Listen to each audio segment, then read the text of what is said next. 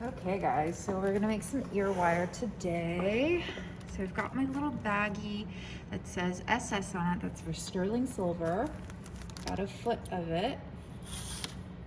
I'm gonna pull it out and I'm gonna straighten it out with my fingers. All right, just to make it straight. I've got my ruler here and I've got two of these pliers. I have a chain nose, I have my round nose, and I've already taped it a couple of times.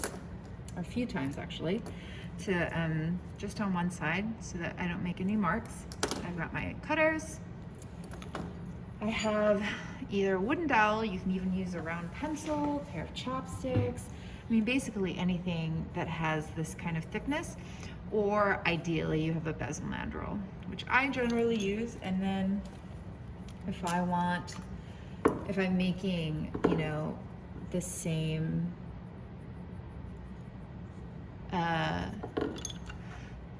or multiples of the ear wires, then I would mark it where I want to bend it so that they're consistent in size every time. And then I've got my little steel block and my planishing hammer. Okay, so I'm gonna take this, I'm gonna take my cutters, I'm gonna measure it at 1.5 inches. Oh, also you need a sanding stick. 400 grit is good. Okay. So I did 1.5 inches. 1.5 to 1 3/4 is a good length. I like to make these, like a bunch of these in one sitting, but for this, we'll just do a full pair. So I'm gonna take this, they should be the same length, and there, if you can see, sorry, my hands are really gross. The cutters left like a little pinched edge. So we're gonna take our sanding stick and we're gonna remove that. Okay, so I flattened them out, but now they have like that 90-degree sharp edge. This is going inside your ear, so we want to make sure that it's softened. So what I'm going to do is I'm actually going to roll these pieces of wire while I rub it up onto the sanding stick at a slight angle.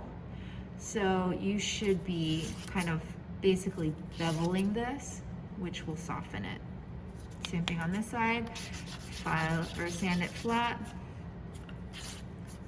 So 400 is like the sweet spot. I feel like 600 is a little bit too coarse, or a little too fine, and then 320 and 220 are a little bit too coarse, so it kind of leaves a little bit of a, you know, a little bit of a bite. So that looks pretty good.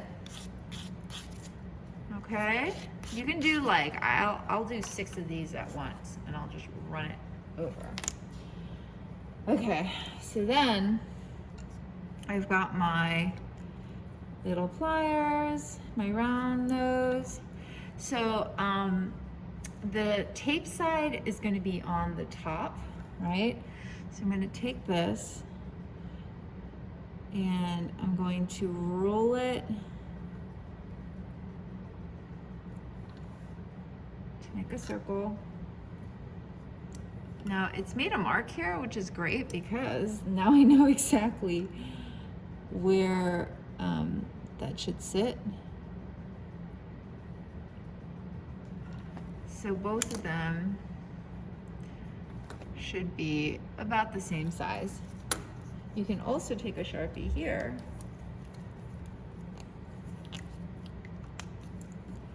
and make that mark there, if that's gonna help you.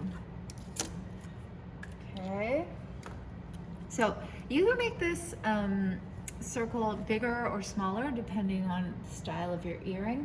If you've got a hole that you've drilled, you know, maybe this can be about this size. If you've got kind of a larger piece of wire or something that you're dangling, you might want that to be bigger or slightly smaller. So if I were to use my bezel mandrel, I kind of marked it at a place where I thought it's kind of similar in thickness with my dowel. I'll show you both ways. So I'm going to take my bezel mandrel. It's the same exact action. I'm holding this straight up, putting my thumb there. I'm going to roll. Roll that. And then I'm going to take this on the back end and I'm going to pull it out. So this would be kind of a funny, small, very round style. And then if I were to take my mandrel and mark it somewhere a little bit higher for something much more dainty, or use a smaller dowel.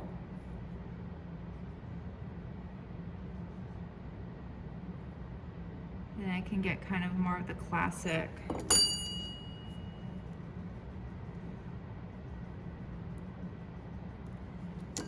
shape. All right.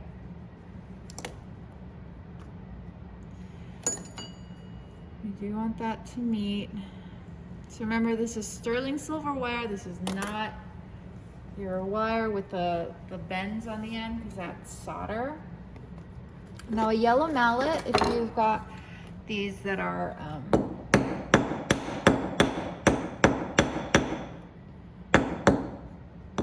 little bit wonky, can help flatten everything out. You know what I'll do is I will make, because basically I just made a mismatched pair. I'll make a full pair the same size. So if you're using like even a pencil or a chopstick, I would use maybe the more tapered side. Otherwise you are going to get these kind of really large, possibly large ear wires, which some people are into, some people aren't. Some of you with really dainty earlobes.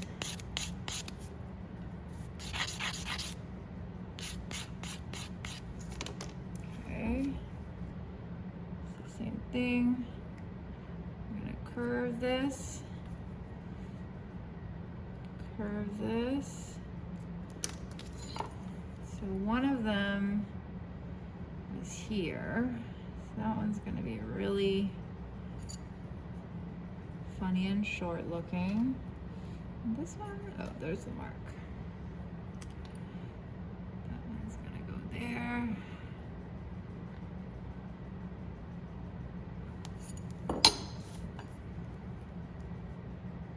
Kick that back. Kick this one back too. Right? Those. This is also work hardening them, which is great.